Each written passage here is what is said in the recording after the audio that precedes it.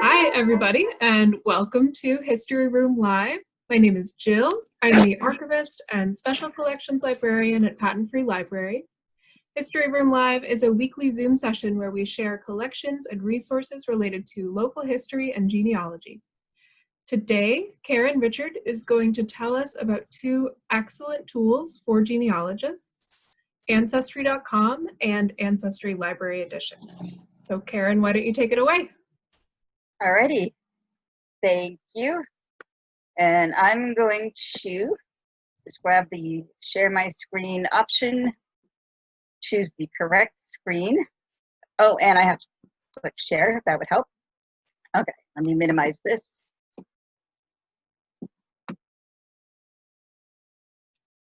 I haven't seen your screen yet, Karen. Okay, I can let you know when it shows up.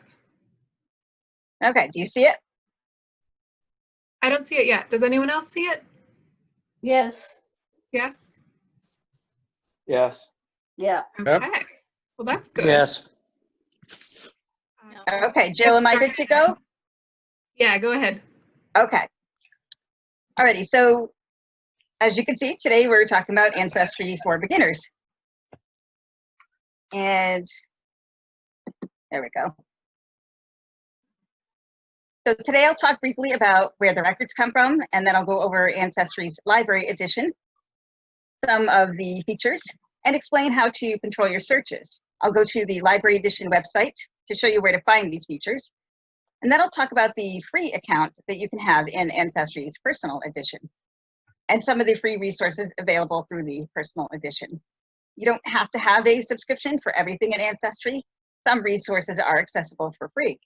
And then lastly, I'll go to the website, Ancestry.com website, to show you some of the features talked about for the Personal Edition. Now, before I get into the main topics, I do want to briefly explain where the records come from, because I believe this provides some perspective and context. Ancestry reaches out to repositories all over the world, as you can see listed here, as well as in some cases either partnering with them or even buying them out. And they make agreements with the repositories regarding use of their materials. Now, some of these repositories may allow them to digitize and share the records. Others may only allow them to have indexes, while still others may say no to any form of access through Ancestry. Now, whatever materials Ancestry is allowed, they must abide by any restrictions the repositories have. For instance, they might be allowed to have access for only a certain period of time. This is one of the reasons it's important to always download any records you find, because you don't know if it will still be there later. The Library Edition is offered by ProQuest and is usually available only within the library. Currently, in 2020, ProQuest is allowing libraries to provide remote access, and this is, at the moment, available through the end of September, at which time they'll reassess again. When you access the Library Edition in Maine through Digital Maine Library website, which I will be getting into later, that's how we'll get into the website later on when we go live. So when you get into the Library Edition, these are the tabs you'll see at the top. My focus will be on the search tab, but I want to point out some of these other tabs. The message boards, right here. These are a place in which users post queries about surnames and topics. In the Library Edition, of course, you can't post queries because it's a public account, but you can search and read them. The Learning Center contains research guides and maps, which provide a lot of useful information, actually far more than what it sounds like. Definitely you want to go check that out and poke around in there. At charts and forums, of course, is where you'll find pedigree charts, family group sheets, and blank census forms and that sort of thing. And if you want to see the most recently added collections, you can go to the New Collections tab. And note this says Ancestry Library, not just Ancestry. I should also mention that there are some collections that aren't available in the Library Edition, such as these. However, there are still plenty of records available. my opinion is it's worth using the library edition before subscribing.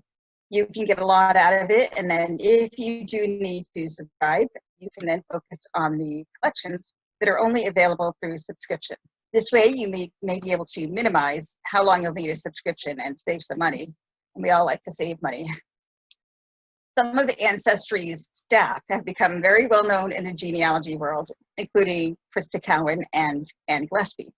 And much of what I know about Ancestry, I learned from Krista's videos on Ancestry's YouTube channel. But some of the content that I'll talk about today, I also learned from Anne's presentation at the Roots Tech conference in 2016. It was called Become a Master Researcher on Ancestry. And I mention this because I want to be sure to give due credit, because I have definitely made use of their teachings here, very much so.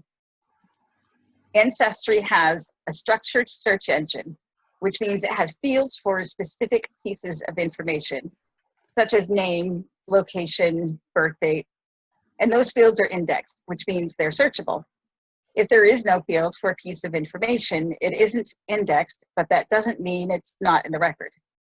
For instance, vital records often include occupations, but this information isn't included in the index. And when I say index, I'm referring to what you see here on the screen for Charlotte Bartlett. And as you can see in this case, you then have a record that you can view, and it obviously contains far more information than what you see in this index. Which is why you always go look at the record whenever you have the option. Within this structure, the search engine knows that the word is a name or a location, etc. So it knows to look for brown as a name, not a color, as opposed to Google and other search engines. In her presentation, Anne used a pile example to explain how this structured search engine works. It searches for every piece of information you entered and piles it all together. Then it sorts by the most relevant according to which have the most matching pieces. The more information you enter, the more piles you have and the more mashing of information together. And that's exactly how she described it, mashing together. You would think that more information would narrow your results, but it often ends up doing just the opposite, because the search engine is trying to return everything you asked for. So let's look at some ways to control our searches and put this search engine structure to better use.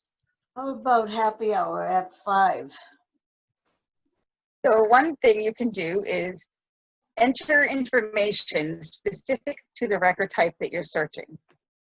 Now, remember, the search engine is going to try to bring back results with everything you filled out. So you want to avoid including unnecessary information.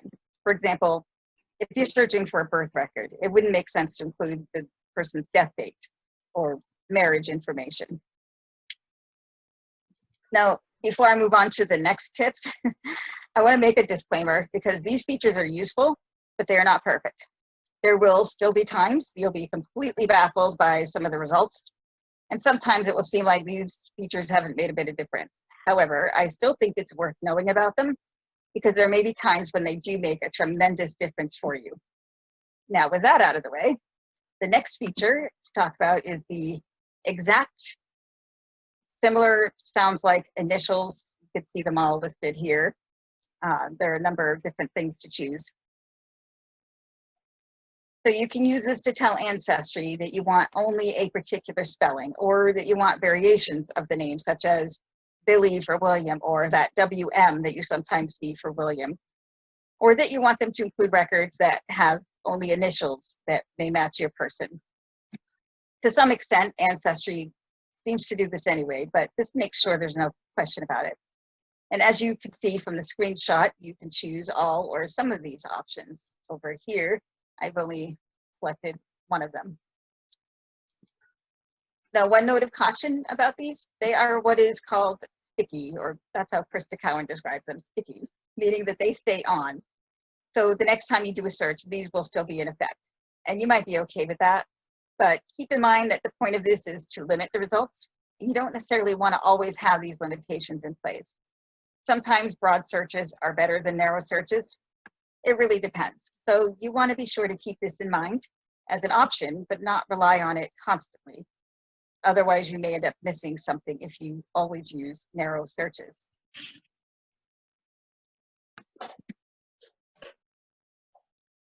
A third option that you can use is wildcards, and some of you might be familiar with this already. Wildcards are symbols that replace characters, so you can widen the spelling possibilities. Names have so many variations, plus there are those errors that really mess up a name or a location, and those errors might be in the indexing or it might be in the original record.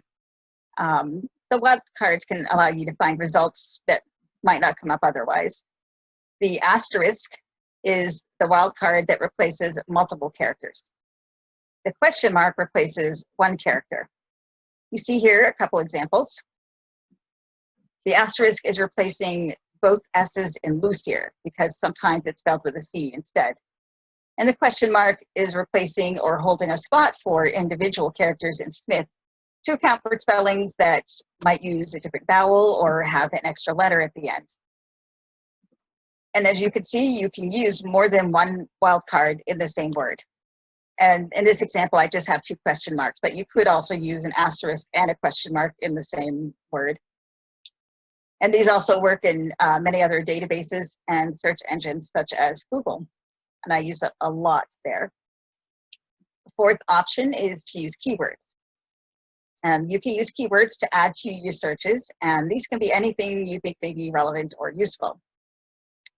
There are fields for keywords, I think, in every search form, but it may not always be showing. Sometimes you need to click on show more options, and you'll see that in a moment when I go out to the website. So sometimes you might have to click on show more options to see all the search fields that are available, and keywords is usually near the bottom under all the other fields. You can put anything you want here and see if it works. Play around with it. As I mentioned earlier, not everything is indexed, so the keyword can be a good way to add a piece of information that you want searched. It may also be useful with fields that are indexed, but might not necessarily be as prominent, I suppose would be a word to use. So sometimes even with index terms, it might be helpful and bump up a record that might otherwise sit at the bottom. A fifth option is to focus your search by record type. By that I mean going to a particular collection and going directly to questions and using the search forms within that. When you do this, you get search forms that provide fields specific to what you're looking for. In this case, these are examples from the same record type, but even within the censuses, you can see the fields vary from one census year to the next. So even from 1860 to 1870, there are some changes. If I were to place a census from the 1900 or later next to these, you would see even more drastic differences. And the same would happen if you compared these to a search form of a birth record or to that of an immigration record. Lastly, and related to the previous tip, use the card catalog. I cannot stress this enough. You definitely should be using the card catalog. You don't search names in the card catalog, but it's one of the best ways to search because you can go directly to specific collections.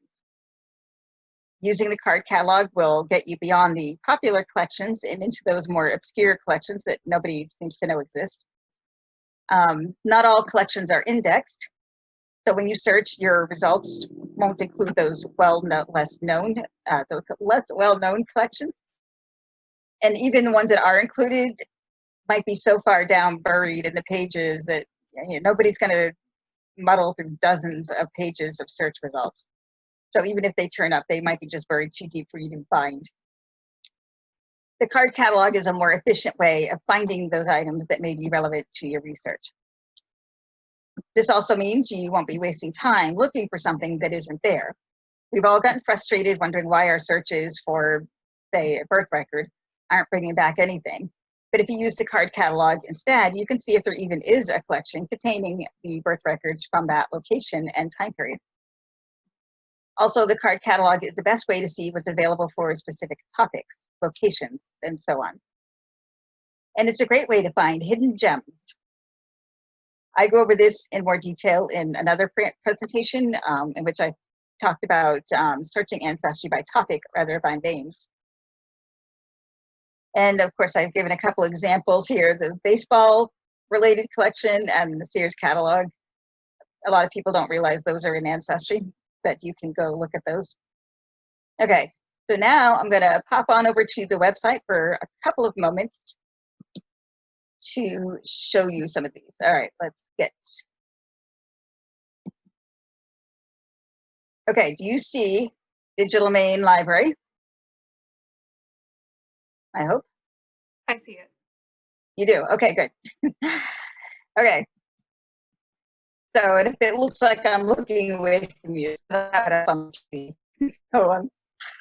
Digital Main Library is how we in Maine get to the library edition. And you can choose it by subject here. Genealogy is one of the subjects. I usually, because they're sorted, the databases in here are sorted alphabetically. So I tend to just pop down here. And if you've not been in Digital Main Library, you should go check it out, see what they have for databases. There's quite a lot in there, and you might find some other really useful things in there. So, okay, and I have notes to remind myself what I need to point out. So the first tip was pretty self-explanatory. Enter information specific to your record. I don't think I need to go over that. The exact similar sounds like, okay, so this is where you're going to find it. You don't see it right now, but as soon as you start typing in a name, let's do this.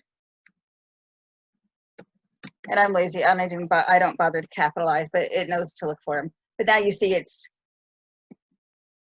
got the option, and you could choose any of these that you like. And I'm just going to leave it at exact. And keep in mind my disclaimer earlier: things do not always go according to plan. Let me add in Canada, just why not? Okay, and I'm going to click search.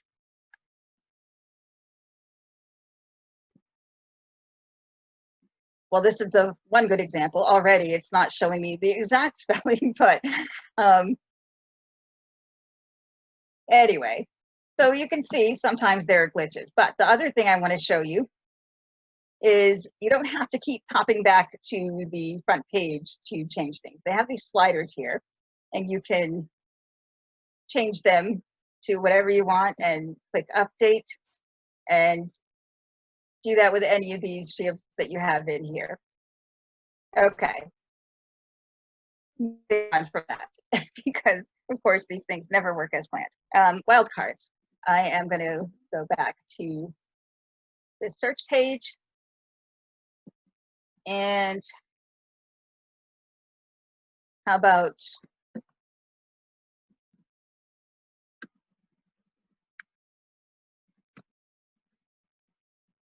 now if I type in Lester Libby, or Carol Libby rather, sorry, I mean, it does give me the correct spelling for the most part. I think Libby, the spelling is typically how it's spelled here. But if I change it, we put an asterisk, because sometimes it's spelled with an IE or an EY. And this may not make any difference again, but let's see. Now what happens if I remove Carol?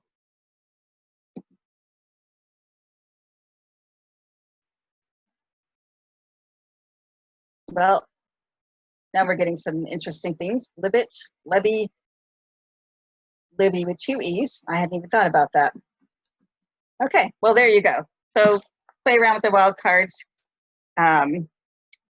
I think you kind of get the gist of that now. Let's see, keywords. So let me go back to search. And I am just using these, what they call the global search bar for now, just to show these. Okay, I mentioned earlier, you might have to click show more options. This is what I was talking about. And then down here is where you can put in a keyword. For instance, you can put in sailor, and you can put in a location.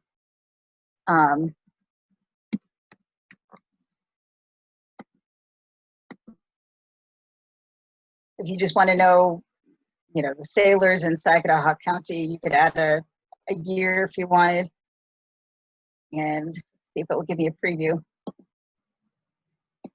Apparently not, so I'm just going to click on this.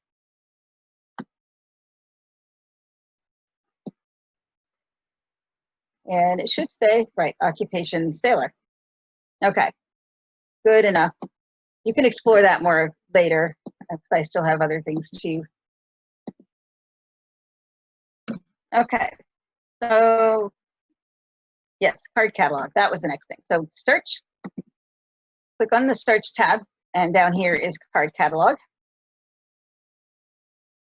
And you have you can enter a title or a keyword if you wanted to search for something specific like Maine or whatever. But you also have these filters by collection type and also by locations, dates. Well, it says languages. It's only showing German. I can assure you there's more than German in there. I have seen French and other things. Now, if you select one of these, it filters down a bit more. In this case, the only other filter you get now is a time period, but that's okay. In other cases, it will provide other filters.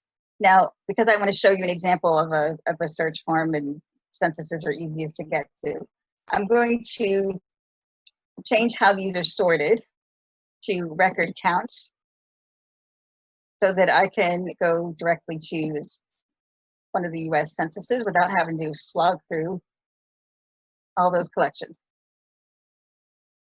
So already you can see some differences in the setup compared to that global search. Relation to head of household, marital status, highest grade completed. So when I'm saying, you know, use the specific record type, this is the sort of thing I'm talking about. And you'll find that in a lot of different types of collections. Okay, so now,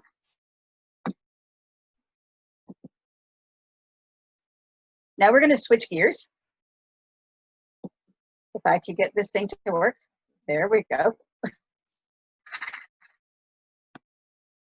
Okay, so that was basically a quick run through of the library edition. And now we're going to switch gears and talk about the personal edition. This is your ancestry from home. Now, first I want to make clear the account and membership options that you have. You can have a free account, and this will be our focus today. Or you can pay for one of 3 levels of subscription. Today, we're focused on the resources you can access for free. So everything I talk about, you can use with your free account. Here are the tabs available in the personal edition. You can see there are some differences from the library edition. In the personal edition, of course, you have your trees tab where you can access and manage your trees, including any family trees that have been shared with you. For instance, my brother and cousin also are on Ancestry. I'll share with each other.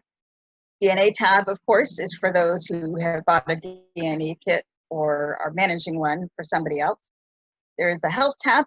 If I understand correctly, this is a product you buy that will provide health information. I don't know much about it, and I don't plan on getting health information from Ancestry, so I don't really have anything else to say about that. The help tab, I have a drop-down menu picture here, and I'll show you a few things from there in a couple of moments. And of course, over here is the extras tab. And again, I have the drop-down image pictured. There were a couple of items added after I had taken this. And I was having trouble updating that screenshot. So I just popped them down here. So these are 2 more things that are actually listed when you use this drop-down list in there. And note this time it says Ancestry, not Ancestry Library. So there are a few differences just in looking at the front page of this thing. One thing I do want to point out from this extras tab is the Ancestry Academy. I think most of the rest is either paid stuff or whatever, but Ancestry Academy is one of those things you'll want to know about because they offer free tutorials on several topics. In the personal edition, there are lots of things you can do and access for free. These are just a few examples. You can create family trees, and there's a lot even within that you can do. You can discover information and other researchers in the message boards. And in this version, you can also post queries and respond to those messages. Among the free resources, you'll find that Ancestry has some free collections. Ancestry also provides several learning opportunities, including Ancestry Academy that I just mentioned, and tutorials on their YouTube channel. Unfortunately, Ancestry has made many of the best features difficult to find, including some of these. That's one of the reasons I created a document a few years ago with links that will take you directly to some of these features, as well as to others that I'll talk about today. And you can find this document in the History Room web pages. I'm actually updating it again, but that's where you'll find it. And I'll include a link to that page at the end of this presentation.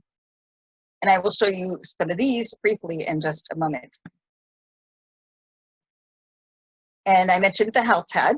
More resources can be found there, such as articles, research guides, and other resources that provide information on a variety of topics, locations, ethnicities, languages, and more. And I'm going to just go through the next couple slides, even though technically at this point I should be popping out to the website, but there's just 2 more slides. And I wasn't sure if I'd have time to talk about this today, but I left it in anyway. A couple of other options that you can do for searching. One is to use a map. This is located on the search page, and I'll show you when we get to the website. And the map shown here might look different than what's currently on the website because things are always changing, right? But you can use the map to go to specific locations like Maine. Another thing you can do is to autofill from your tree, meaning if you're in your own personal family tree and you're looking at a particular ancestor, usually there's an option right within there to just search. It will automatically take all the information of that person and fill it into search fields. And that's okay sometimes. You can play around with some of that information. You can remove if you want, but it's not really the best way to search, because what you really want to do a more focused search, of course. Remember what I mentioned earlier about that search engine. Too much stuff just confuses it. And that was the final slide here to show you the links that I mentioned. But before I actually end, I want to go through these links. Okay, so free collections, I mentioned that. When you go there, you're first going to see the search fields. And I'm going to scroll on down. So now you see there's this list, and it's in alphabetical order. And notice over here, I'm way up here. So it looks like there are actually a lot of free collections in here. So I think you definitely want to take a look at this. And that includes, by the way, some censuses. Let me see if here we are. There are several censuses that you can get into for free. Let's see, Ancestry Academy. Hold on, let me back up for just 1 second. Because remember how to get there. Click on Extras and Ancestry Academy. And then it will take you right to there where you can find a bunch of different tutorials on a variety of topics and differing in length, as you can see, because that top one said 5-minute finds. So you definitely should check this out. Ancestry also has a YouTube channel. There was a time where you could find all these really great playlists that had, the desktop education series, 5-minute finds, and some other ones that were really helpful. They narrowed down, looking for specific topics. And it doesn't really look like that anymore. But there is still the desktop education series is still available. But I've provided a link in the Ancestry resource guide because they don't make it easy to find. At this point, I think they're not adding to it as much because you can see they list it by most recent videos. And you can see most of them recently are the what's new, just talking about what's most added, most recent to Ancestry. but they do have other topics in here. So I think it's worth taking a look, see what you can find. You may find some topics in here that could help you out. And Krista Cowan does most of these, or rather, I think all of them. She's an excellent teacher, and the videos generally are about 30-ish or less minutes long, 20 to 30 minutes. And she doesn't just talk about ancestry. She actually talks about a lot of other topics. So it's not just ancestry. You can learn a lot more than that. Message boards. And again, you click on the help button. You can go to message boards, and you can search by a keyword, by topic or surname. If you want to search by surname, you can also just pick out one of these letters. And they also have categories, locations, and some of the topics that I suspect are just probably the most asked about or talked about kind of topics. So you can take a look in here. You know what, let me just click on something just so you can see. I'm just sort of randomly picking here. You'll see how many threads there are, which is how many conversations. Basically, that's what that means. And then you can see if any of these look like they fit. Kind of puzzled. How cute. So yeah, you can see if anybody's asking about or talking about something that you might find of interest, or they might actually, you might be surprised what you find in here. Sometimes you end up learning some really good information or making some really great connections. Okay, so that was message boards. And I'm going to actually, sorry, I keep losing my mouse. Okay. Let me back this up because I wanted to show you how I got to this point. Actually, let me do it this way. All right, let's try this. From the help, again, help tab, I'm going to click on Support Center. And in the Support Center, you'll find they have some things that are sort of like preset. Let me make this just a tad smaller.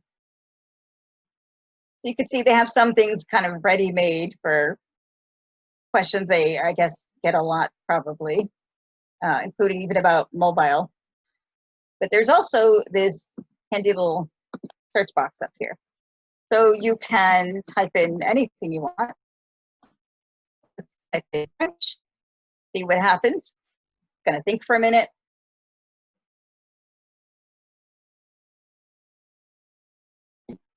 Okay. And it's bringing back anything that has the term French. So some of them may not be as relevant, but you see researching French records. They have a French word list, genealogy terms, and you can click on these and go to those pages to look at them further. Immigration records. So you can type in just about anything you want and just see if it happens to be there, if there's something of interest to you. Now, another thing that I was going to show you, and it happens to be right here, so I'm not going to search for it. I'm just going to click on that. The genealogy toolkit. Let me make sure I'm covering everything I want to cover. I've got a little checklist here. Okay.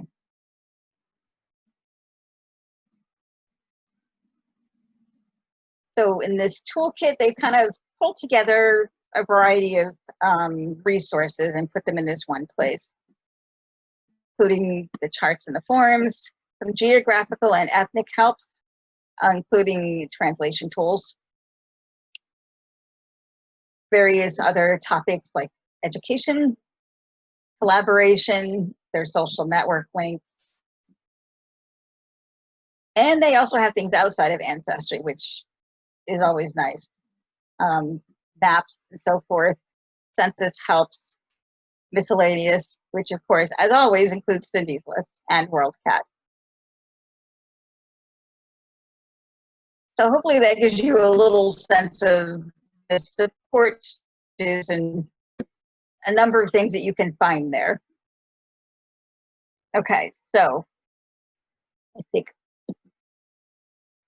the next thing I wanted to talk about, yes, I mentioned the document. I wanted to show you where to find it. When you go to the patent-free library, to the history room pages, let me back up for a minute.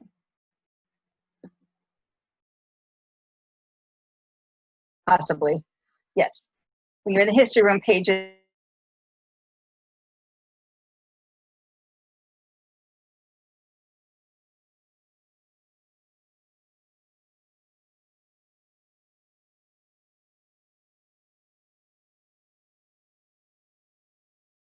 you can click on the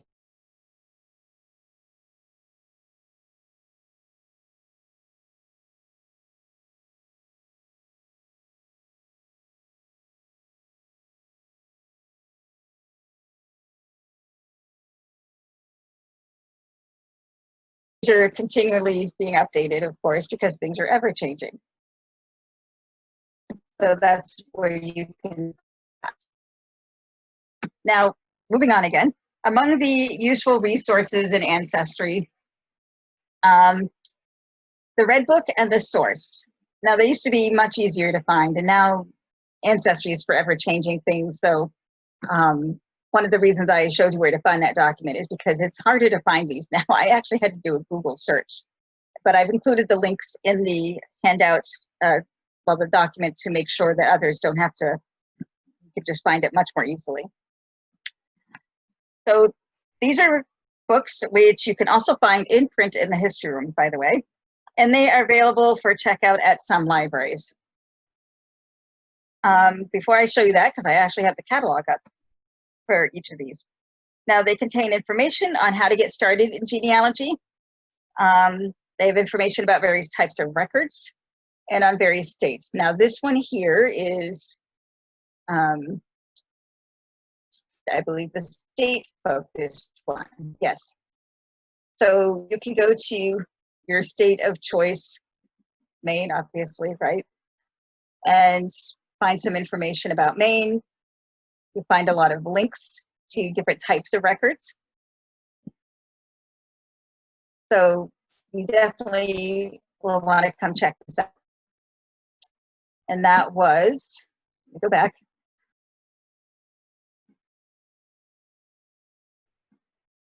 So it's called the Red Book, but sometimes it's called Ancestry's Red Book, and that's significant, and you'll see why when we look at the catalog. Okay, the other book is called The Source. This one takes a different perspective because it's showing you record types. So you see down here, you can choose various types and learn more about them. Let's see, how about Hispanic?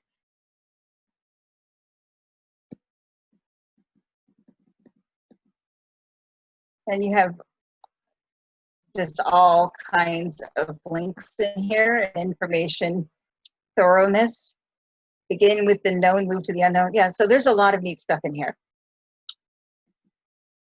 And well, of course it timed out. Okay. So in Minerva,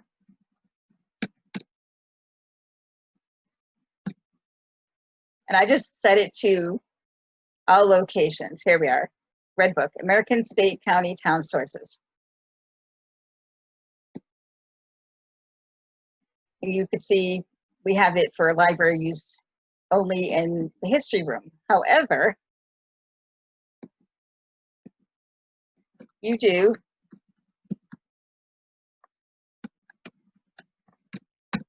that, and I'm going to click on both of them. One of them was more limited, although actually, yeah, patent-free library available for checkout. And let me pop back here for just a second to see if this shows anything different. And this one shows library use only. So you can see you want to try it a couple different ways because you're getting different catalogs, but we do have that one available. Okay, and now for the source. just because you might like to have print copies available sometimes. That's why I realize this is getting a little bit away from the Ancestry. And this source, you can see, if you look in Minerva, some of these are library use only, but some of them have it available for you to check out. And I think, let's see. Yes. One last thing to show you how am I doing for time. I think I'm doing all right. Okay. I'm gonna go to all collections because I almost forgot. I wanted to show you the map. So yeah, right here on the front page, you can click one of these countries, or you can click into here, or you click on the map itself. And within this, you have collections, history, resources. There's information everywhere in here. They have data collections sorted by type. You can also narrow down by county, or just go to a different state if you want.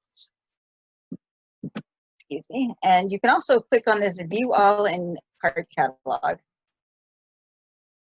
And some of these seem a little odd, like why are they there? But if they're included, I would assume there's probably some kind of main connection in there somewhere. But otherwise, you see a lot of Maine. So it's sort of like a compiled card catalog list of Maine-related records and collections. And I think that was everything that I needed to show you. So I'm going to see if I can make that work. Oh, stop sharing the screen, and there we go. Okay. Hopefully that wasn't too overwhelming. I know it was a lot, and I probably went a little quickly, but there is a lot more I could say about Ancestry in either version, but definitely go exploring. I'm a big believer in exploring, just trying things out. So I hope that you do that and you have some success. And thank you.